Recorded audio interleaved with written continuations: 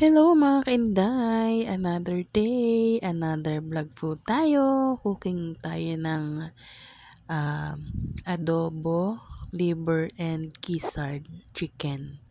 Ayan, magmemekos-mekos lang tayo dyan ng bawang sibuyas and then yung minarinate natin na liver. Ayan. So, saute-saute muna natin siya mga kainday para manuot yung ating mga pampalasa sa ating liver. Yan, kumukulo na siya dyan. Pakukuluan pa rin natin yan hanggang sa lumambot siya mga kainday.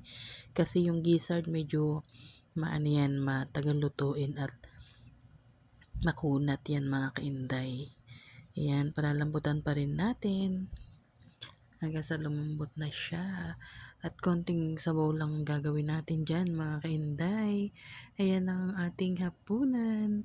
Adobo chicken liver, and gizzard. Yan guys, thank you for watching. Maraming salamat sa suporta. Yan na po ang ating dinner. It's so yummy mga kainday. Yan po ang ating dinner. Yan, it's so yummy mga kainday. Yan po, kain na po tayo. Bye-bye!